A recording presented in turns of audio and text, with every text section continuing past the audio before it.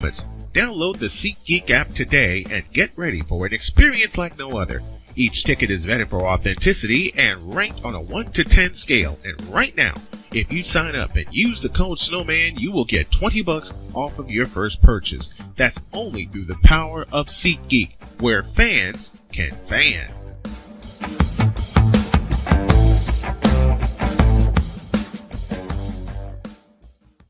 Hey, Eagles fan. Join my man Cool McCain and a host of others as they break down every single game, every single week in an objective manner, and also from a fan's perspective as well. Remember, this cast feels just like you. Nobody likes you. And you don't care. Fly, Eagles, fly. Eagles Elite Podcast. Every Wednesday at 8:30 p.m. Eastern on YouTube and other podcast outlets.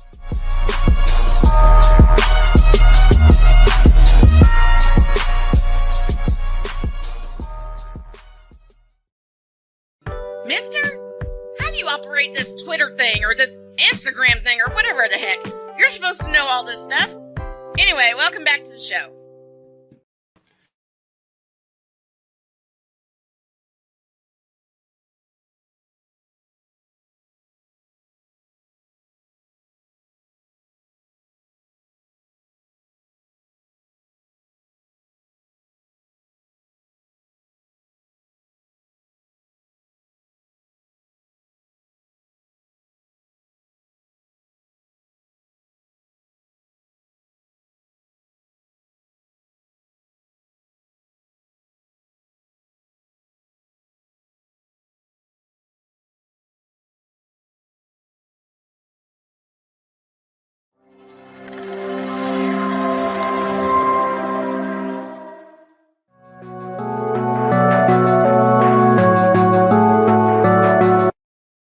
I want to do a TED Talk, but I don't have anything to talk about yet. I'm getting there. Life is for the living. We're not here that long. You can learn anything you want to learn without any money spent. What do I really enjoy? What do I really want out of life? I am your host, WIZE. Are you in a life holding pattern? Well, this is for you. Welcome to the Stuck in My Mind podcast.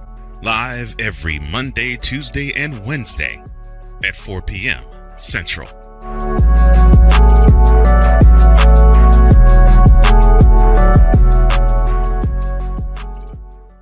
Hey everybody, Snowman here. Looking for the best way to experience live events? Well, SeatGeek has you covered. With just a few taps on your phone, you can find the best seats for concerts, sports, theater, and more. Don't miss out on unforgettable moments. Download the SeatGeek app today and get ready for an experience like no other. Each ticket is vetted for authenticity and ranked on a 1 to 10 scale. And right now, if you sign up and use the code Snowman, you will get $20 off of your first purchase. That's only through the power of SeatGeek, where fans can fan. Mister, how do you operate this Twitter thing or this Instagram thing or whatever the heck? You're supposed to know all this stuff. Anyway, welcome back to the show.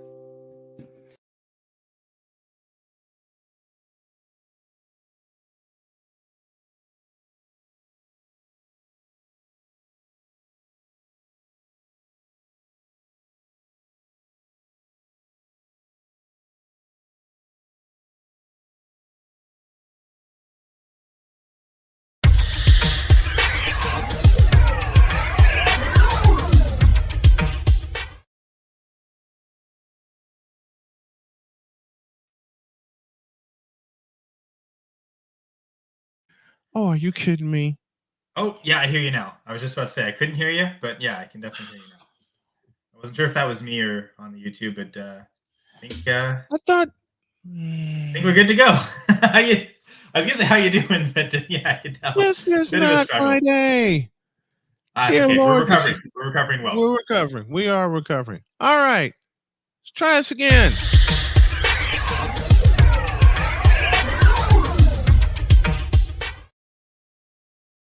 On a day where everything is going wrong, this is getting right. Here's Kyle Senra. How are you, man? Doing great, Snowman. I guess you're kind of today like a snowman in the middle of August, right? And everything's melting. Exactly. You're Everything keeping just it cool. everything's falling down. And you gave, I gave Kyle the option of doing a dealer's choice when it comes to our fantasy football chat this week. And boy, did he give me a good one. And it's this: players to avoid. Now, anyone that's played fantasy football, there are players that you absolutely must have, but then there are players you have to avoid. Start at the bottom. TJ Hawkinson from the Minnesota Vikings is on the list. And before we go any further, I agree with every single player you put on this list. And to be fair, a lot of them are for kind of similar reasons. Maybe one guy that's an exception. Well, I guess we'll touch on him at the very end. But I got to say, you mentioned it, right? Like there's this psychological need to, I got to get my guy. But especially if they're really good players that everyone else likes, there's like a 1 in 12 shot you get them. Someone else will probably want to draft them. Maybe you get lucky, you end up in the spot that player would go in and you get them. But for the most part, it's a tough thing to target players because if you can only control so much. However, you can fully control if you want to avoid a player because no one forces you to have to make a pick. Oh, they're this far down ADP, I have to take them. It is a prevailing thought, but you don't have to do it. So to be fair, in fantasy football, avoiding a player is the one thing you can control the most because you can maybe put the best players in your starting lineup, but you can't control the outcome. That's all to them playing the game of football. So avoiding players kind of gives you a really good sense of control because this is one thing I can 100% know. I can say I'm not drafting this player, and then it'll happen because you just don't have to draft him. There's tons of other players you can draft instead. So it's an empowering thing, and it's one thing that maybe we really should focus on because it's something we have full control over. So that's why I thought it'd be a good topic for this. And then you know what? With so many players that people want, the ones you should avoid should be a constant topic of conversation, especially when it comes to fantasy football, because lineups change every week, player statuses change every week. You don't know who's going to be in, who's going to be out. And with some of the players on this list, there's a very common denominator, and we'll get to that in just a couple of moments. But why TJ Hawkinson? Why is TJ Hawkinson on this list? And this is like the perfect example to me of because I'm very rarely saying I'm never going to draft a player, but it's typically, where they're going in drafts, where their average draft position is that ADP or where a lot there are in rankings. That just seems way too high to me. I don't ever anticipate I'll ever get them. Right. I could say, though, Hawkinson, it's great you started here, Snowman, because we'll start with the bang. I would say I don't think I've ever come across a player that I'm more just straight up avoiding in fantasy football redrafts. And it's not because I don't like Hawkinson. In fact, I quite like the player. I think he's great. Yep. And I think this is very format dependent. In a dynasty league, I actually think this is a great time to buy Hawkinson because of the injury, buy the dip, because last year he was producing as I was just about to say points per game, right? And last year I think he was the tight end 1 or 2 in points per game. And the thinking is the games he will play, like when he's injured, you're not going to play him. But the games he will play, he'll be great. But for me, he's a personal avoid, especially, but I also recommend it because of my strategy when it comes to roster construction. I'm in redraft leagues where you only have 5 or 6 bench spots. I never want to roster 2 tight ends. I either want an elite tight end, in which case I'm not drafting another.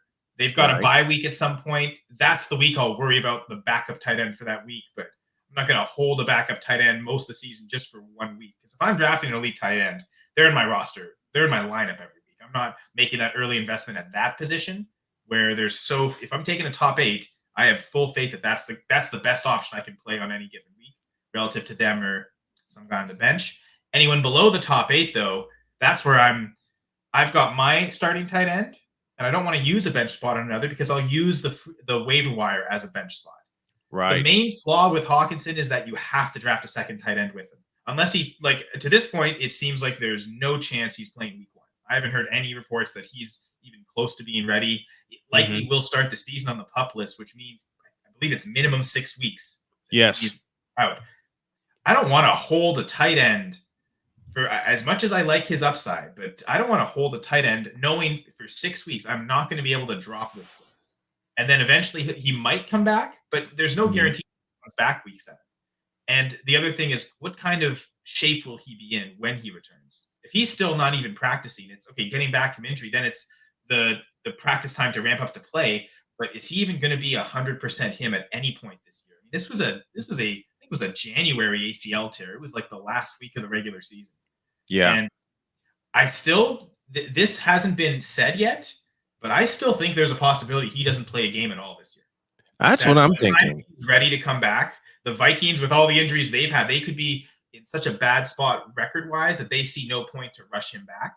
So I just think there's a lot of risk to hold him, and I'm not sure if the upside is there this year. I don't think we're going to get what we saw last year from TJ Hawkinson. But that's why I love buying him in Dynasty, because I think he will return to that form 2025, certainly by 2026.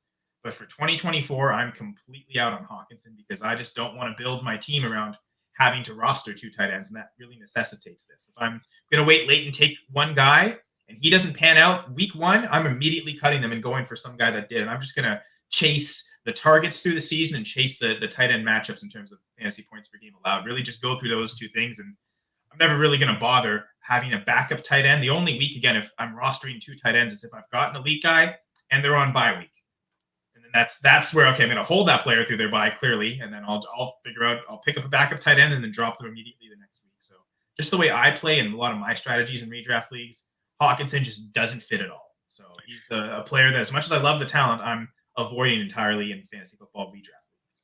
Yeah, and the injury is so severe, like you said, we may not see him at all. In fact, I'm anticipating not seeing him at all this year on the field, which is a big loss for the Vikings, considering the fact they've already lost J.J. McCarthy to a season-ending injury. Now, T.J. Hawkinson is out. He's probably going to, as you said, begin the season on the PUP list. And then there's just all kinds of problems there with that Minnesota offense. Speaking of offense, this is offensive. Drake London from the Atlanta Falcons absolutely belongs on this list. I've watched him play. I've watched the offense that has surrounded him. For me, it's the targets and the misuse of Drake London, especially when we get to a little place we like to call the red zone.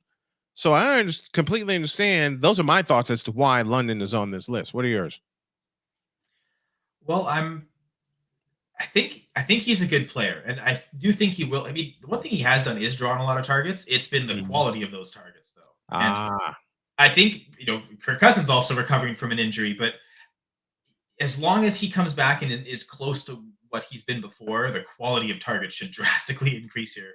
And the quantity doesn't necessarily have to. It can be close to what he got last year, but he'll be more effective.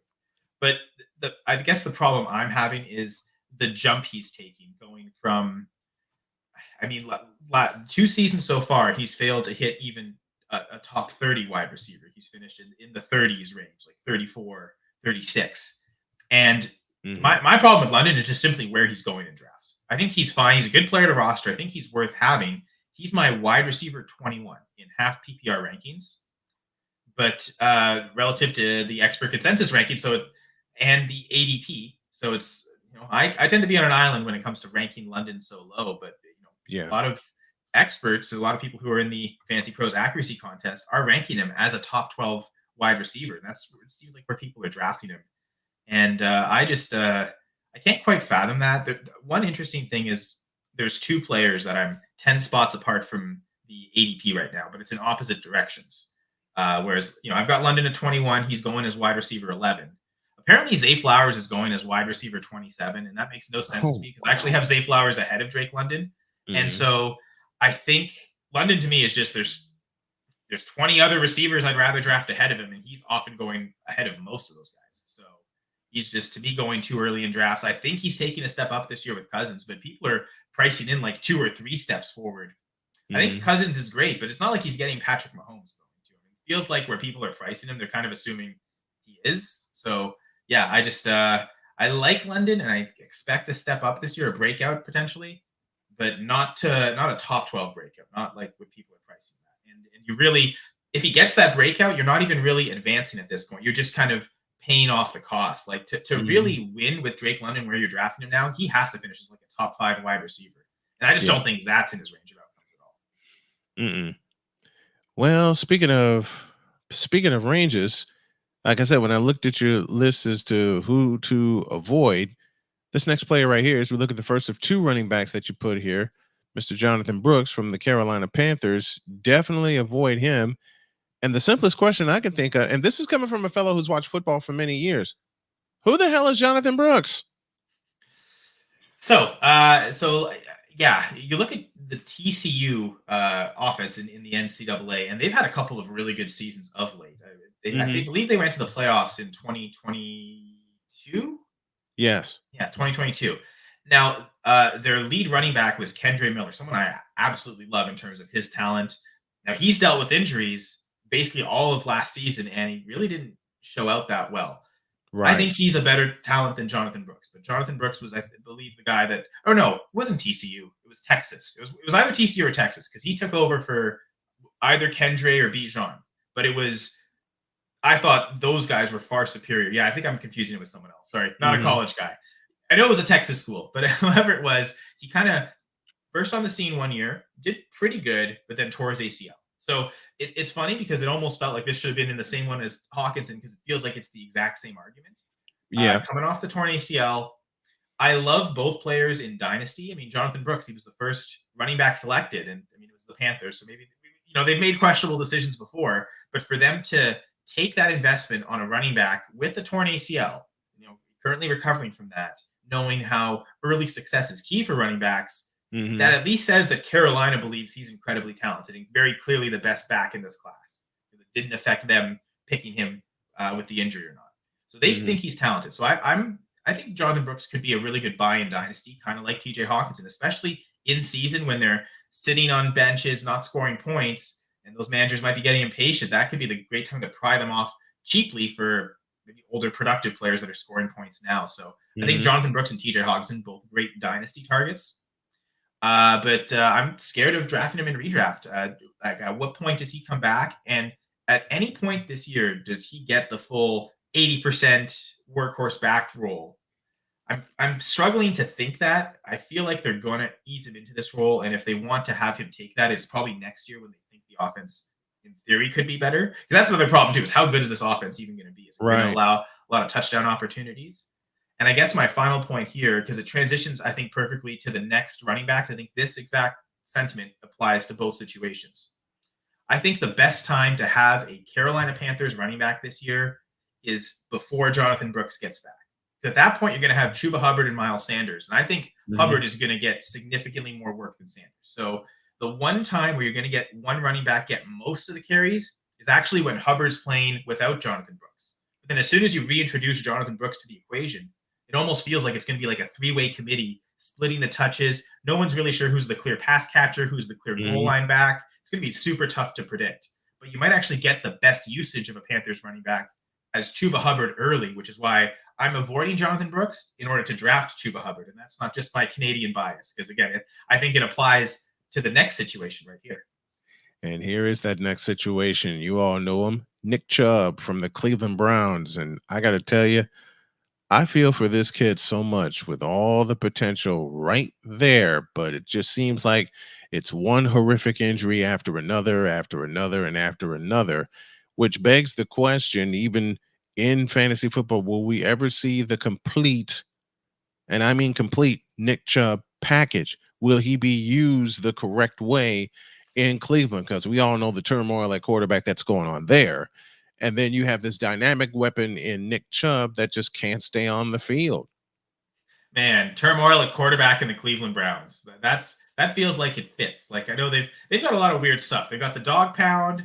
They're called the Browns, but their color's actually more orange. They've got an elf as their logo. Maybe, quarterback dysfunction, maybe that should be their mascot if they could figure it out. I would think so, wouldn't it? Still looking for that autogram replacement. I've never replaced him. I mean, he's never. It's tough to replace that guy, but they've never even come close, to be honest. Yep.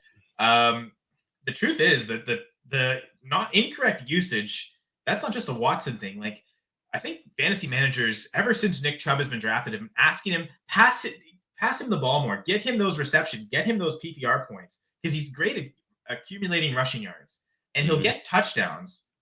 but he also doesn't get all the goal line work too. So it feels like the Browns have just never properly used Chubb, at least not the way we want for fantasy. He is absolutely great at running and gaining yards. But of the three things that fantasy running backs do, the rushing yards is probably what it counts the least for success. It's the touchdowns and the receptions. If those two totals get large, that's how you get a Christian McCaffrey lapping the field and outscoring them, is because he's getting all the important touches. He's getting all the third down receptions. He's getting most of the goal line carries, which leads him a ton of touchdowns. If Chubb had that type of role, I think he's got the talent to maybe be like that RB1. We're always hoping for it, and it just never comes. Now, the one thing is, he's not being priced like he is typically. He's going pretty cheap in drafts, I think, because of the injury. And it's the same sentiment as Brooks, where we don't know when he's going to come back, but I assume when he does, it's going to be splitting the work. Now, they maybe have less long-term future in Chubb, so they might not mind. Okay, you're ready, you're healthy, we're bringing you back, and we're giving you all the carries right away. Like that could maybe be likelier with Chubb than it is with Brooks, who they think they're going to want the long-term view with Brooks. I don't know that the Browns, I think, are thinking playoffs. They made it last year. They think they've got all their healthy starters back. So, like, in their mind, it's all about whatever wins games. Yeah. So I could see a scenario where this is maybe less likely than what I said with the Panthers, but I still feel like the best time to have a Browns running back might be Jerome Ford before Chubb gets back, especially now that Dante Foreman's dealing with injuries. He would have been the guy that maybe even before Chubb came back, he would have ate into a lot of Jerome Ford's touches, but I think Jerome Ford's going as a great value in drafts. And I think in both instances with Chuba Hubbard and Jerome Ford, I see them going later than Nick Chubb and Jonathan Brooks, which I think makes Chubb and Brooks easy avoids. Because again, it's that idea that the most predictable usage will be before these injured starters return, when the backup gets the majority of the touches. Once the injured starter's back, then they're splitting it, and it's really unpredictable. So Jonathan Brooks, Nick Chubb, both guys I'm avoiding because I like their running back teammates at cheaper ADPs right now. And then the one player on this list that ain't got nothing to do with injury, but ineffectiveness. And when I saw this name, I threw my hands up and I said, hallelujah, somebody who gets it. That is Will Levis from the Tennessee Titans. What the hell is going on there? Yeah, honestly, this was probably the toughest position to find and avoid, because I feel like, the way they're being drafted is pretty efficient. I've got a clear tier break after QB 18. Right. And it looks like most of those guys are I think really, or 17, sorry. QB 17. And all the guys I have in that QB 17 range are going in the top 17. So not just the way I'm ranking them, but it seems like the way they've been drafted, these are the first 17 quarterbacks to go. In a 1 QB league, that's where you want to be drafting from. You don't want to be going below that. Because then at that point, you might get stuck with Levis, but there are certainly better options than Levis still. But you really want to be inside that top 17. Now, if we're talking super flex, where you start 2 quarterbacks, you at least want 1 guy in the top 17, but likely you want 2. Yeah. Now, your third QB might be a guy that falls. But really, in 1 QB leagues, like I don't see any point drafting Will Levis. He's too low in the rankings to me that in a single quarterback league, let's say 12 team, even if everyone's taking 2 quarterbacks, that puts you at QB 24. I've got 23 guys I'm pretty comfortable with, and then 24, to me, it starts the unstable starters, and that's really where Levis is going. It looks like right now he's going as the QB 23 in 80. And just a couple names, really the whole list of names, like the next, I guess, 6 guys ahead of him in my rankings, they're all going behind him in drafts. So you've got Baker Mayfield, Derek Carr. Don't love Derek Carr, but he's shown to be more competent than Will Levis has. Yes. I know you're not a big Derek Carr ever, but he's got Chris Olave. It's and that's the thing with Levis. Who's he throwing to? Yes, Calvin Ridley's there, but I still viewed DeAndre Hopkins as the number 1 receiver, and now he's dealing with an injury. So, I've got Daniel Jones. I'll take the upside shot on Daniel Jones, what he's done rushing wise, and that he's recovering well from his injury. I'll take that shot over Will Levis. Yeah. Russell Wilson and probably even Justin Fields too. Like, I'll take the shot on either of those guys. I'll take a flyer on either one of those before I take a shot at Will Levis. I beg your pardon. The 2 that are close, rookies from last year, Bryce Young and Will Levis, both looked awful last year. If I'm going to bet on one guy to figure it out more, I think it would be Bryce Young. So I'd also still rather take Young. But every name I just named, Levis is going ahead of them in drafts, at least according to average draft position. So not every draft you'll go ahead of all of them. but he'll go ahead of enough of them where it feels like if you are going that far to draft a QB, and I really hope that better be like super flex for your third quarterback. Because again, like even in a single quarterback league, if you're going this far just to take a backup quarterback, you might not even, it might be like tight end. It's not even worth rostering because you might just pick up another guy. Or if you really want some security, feels like Levis, unlike say Wilson and Fields, the unknown of who's going to start and the unknown of Daniel Jones if he's recovering. It feels like Will Levis is there more for security. People think, okay, he's going to be locked in to be the starter the whole season, but what does that actually get you points wise? He produced 1 touchdown per game last year, and that's passing and rushing combined. So this was not a guy that accounted for a lot of production himself, and it didn't allow the team to score that many touchdowns. So it's interesting, though. I do like Shattered Star Games Stroud avoid, especially because I like Stroud, but he is being drafted like the QB4, QB3 in some instances, like Dynasty leagues, especially like QB1 at times. I've seen a couple of salary cap auction drafts, one that I'm in and one that I'm going to be reviewing on a podcast for Going for Two Live a couple nights. And Stroud is the most expensive quarterback. It's like, wow. Yes. That's wild. So I think Hurts will have a great season, though, so I'm less on board with that one, Shattered Star, but I definitely agree with Stroud. That would have maybe been a more obvious choice here. We really wanted to hate on Will Levis. And my last line here, unlike, say, Jonathan Brooks and Hawkinson, where I think they're good dynasty buys, I think I'd rather roster Will Levis in redraft because at least we know he's going to start this year. The problem in dynasty, I think as soon as next year, he might not be the starter. If he sucks his way to a top 5 pick with the Titans, or maybe, I mean, I've got them right now as the fewest offensive touchdowns scored in the NFL. So in my mind, it's not out of the question that they finish with the first overall pick. I think they're definitely just taking it. I'm thinking that way too, because there's so much, well, we used this word earlier, turmoil going on in Tennessee, as we see now with other teams, because Will Levis is going to get flipped into another quarterback draft, being drafted by Tennessee. That's just how, to say the least, inconsistent he is. And right now, the way that he's looking, he's turning out to be a very much wasted pick. Yeah, and it does feel like they've played the game with, okay, let's try and take a value pick. Oh, Malik Willis fell into the third. He was expected to be a first rounder. Let's take the shot there. We haven't heard a thing like they went and got Mason Rudolph to be the backup because they had that little faith in Malik Willis. Right. Rudolph. Mason Rudolph. Not a guy I have a lot of faith in. Of all other quarterbacks, Mason Rudolph that's the guy they had to go grab because they had so little faith in Malik Willis. And then they tried it again last year with Will Levis. Let's take the second round pick on a guy that should have been a first rounder. It feels like eventually they're going to get to the point where they're drafting early enough. I'm almost a little surprised they didn't do it this year because there were quarterbacks available for them. But let's give Levis a full shot the whole season.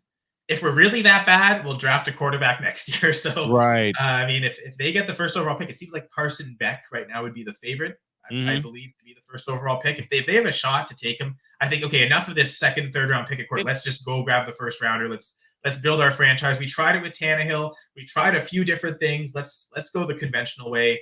I guess they tried that with Mariota, and it didn't so much work then. Let's take we're flipping back the circle. Let's already go back to that again. So. It didn't work like they had hoped with Marcus Mariota, and right now the chatter is between not only Carson Beck but Dylan Gabriel. But I think Beck has more upside with the offense that he's playing in at Georgia than Gabriel was, because this is Gabriel's third team: Oklahoma, UCF, and now Oregon. You know, Oregon just seems to grab all the retreads in the transfer portal, and the next thing you know, they're putting up 5,000 and 6,000 yard seasons. Bo Nix, hello. I was about to say Bo Nix, yeah.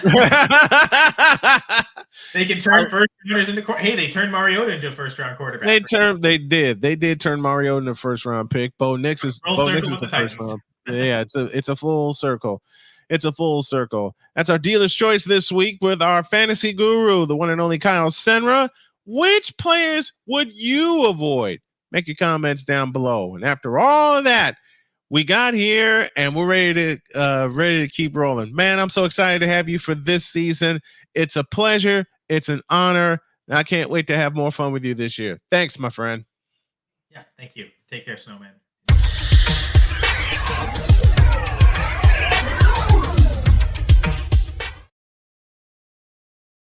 after all of that, my set crashing, me crashing, this was good. I think each week we're going to make it a dealer's choice and have him, Kyle, select what the subject is going to be in fantasy football. It has interested me to the point, and I can't believe I'm going to say this aloud, but I'm going to say it. It's interested me to the point of starting a fantasy football league. And I have quite a few reasons for that. If y'all think, matter of fact, let me do it this way. Give me a 1 in the chat if you think old snowman here should start a fantasy football league for the show. Let me know your thoughts down below. And I too am avoiding Brandon Ayuk. I'll take my chances with Deebo Samuel than I would with Brandon Ayuk. And this is coming from a 49er fan. All right. The votes are in. Give me till Monday. All right. Y'all give me till Monday, and I'll put everything together, and we're gonna play fantasy football on Snowman in the Morning and through Snowman Multimedia. And my wife is gonna enjoy this. That's all I'm gonna say. My wife is going to absolutely enjoy this. So if you guys are interested, let me know in the comments down below, and we're gonna do it. Spread the word to your friends. Snowman in the Morning is going to play a little fantasy football. I'll let you know the rules on Monday. With that in mind, take a break, and then we're going to get totally deets with the Big Ten. Good Lord. Back in a minute.